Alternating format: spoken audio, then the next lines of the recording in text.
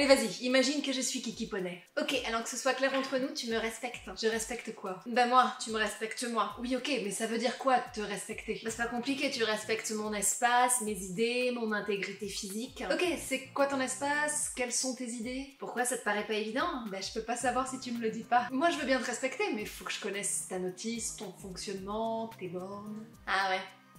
Du coup? Bah attends, faut que je réfléchisse. On se retrouve aujourd'hui avec une vidéo sur le respect parce que c'est juste super, méga, giga, ultra, j'ai plus d'autres mots, important de faire cette vidéo, de parler de ce sujet, de le démystifier et de comprendre un petit peu mieux ce dont on parle en fait, hein, de quoi on parle quand on parle de respect. Parce que ce mot, il est utilisé à tort et à travers. Bien souvent, on prend des choses personnellement qui, avec les animaux en l'occurrence, n'ont rien à voir avec le respect qu'ils ont ou n'ont pas pour nous, mais on le prend pour nous quand même, et du coup, généralement, ça se passe relativement mal. Alors, c'est quoi le respect? Qu'est-ce qu'on veut dire? En tout cas, qu'est-ce que je veux dire par le terme respect? Je suis probablement pas la seule à avoir cette définition, mais néanmoins, on est dans ma vidéo, donc a priori, c'est mon point de vue.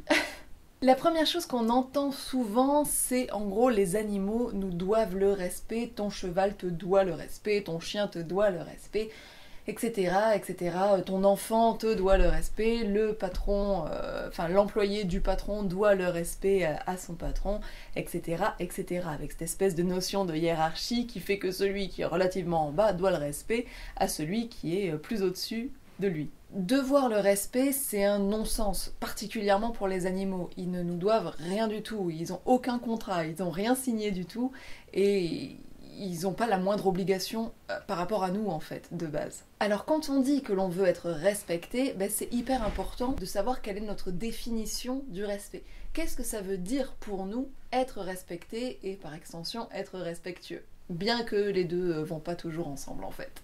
Parfois on demande le respect, mais par contre le côté être respectueux en retour, il nous passe un petit peu au-delà. Mais on va en reparler un petit peu plus loin dans cette vidéo. Pour l'instant, la première chose, c'est ça, c'est ta définition. Quelle est ta définition du respect? Qu'est-ce que c'est pour toi le respect? Ça veut dire quoi?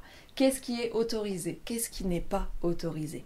Et établir tout ça, ça va te permettre de créer ta notice en fait.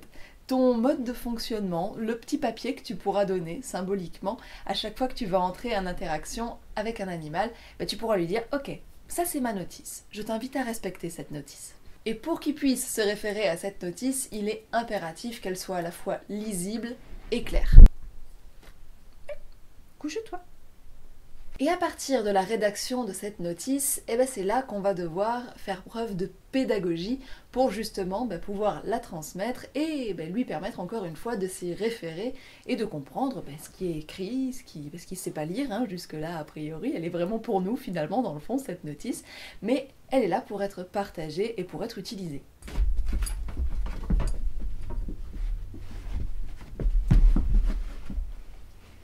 C'est très important de ne pas tomber dans le piège de l'évidence. En gros, c'est évident qu'il ne faut pas faire ça ou qu'il faut faire ça.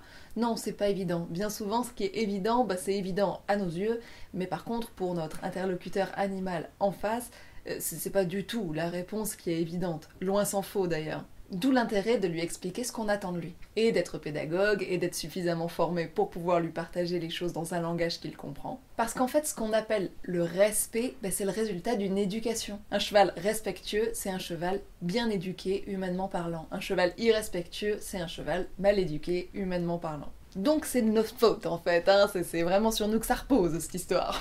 C'est pas lui qui s'est levé un matin en mode « Tiens, je vais être irrespectueux moi », non, parce que comme projet de vie, franchement, c'est un super bon projet de vie. Non, absolument pas. C'est de notre faute à nous.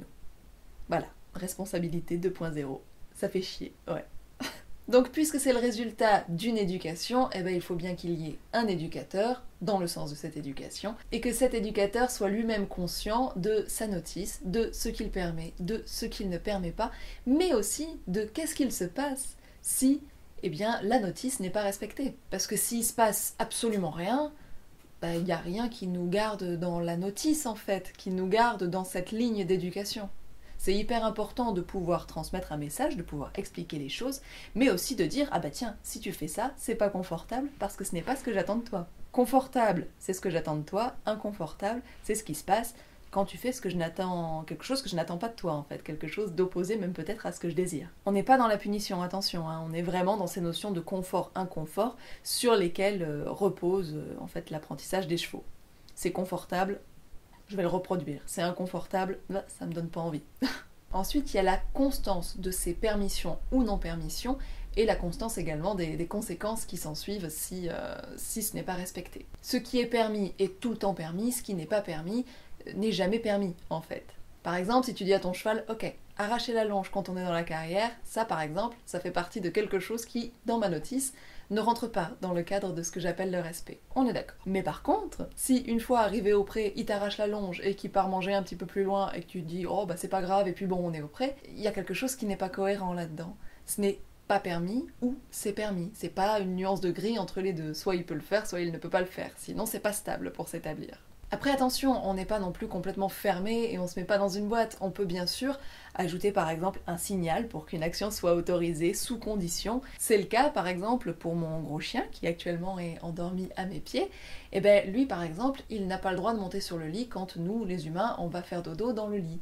Par contre, si dans la journée je vais faire une sieste, ben il est complètement invité à monter avec moi et franchement il se gêne absolument pas d'ailleurs. Par contre, il ne va jamais aller dans le lit alors qu'il n'y est pas invité. S'il est invité, il a le droit. Toujours. S'il n'y est pas invité, il n'y a pas le droit d'y aller. Jamais. Voilà, la constance, elle est là. Un signal, tu as le droit. Pas de signal, eh ben non, désolé.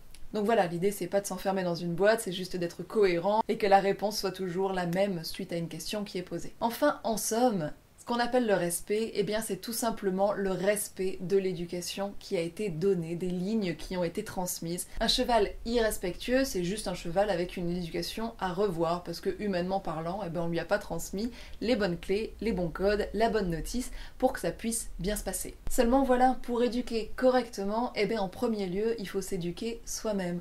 Donc, on éduque les humains et ces humains bien éduqués éduquent des chevaux qui deviennent eux-mêmes bien éduqués. Donc le respect, il commence ici, en fait.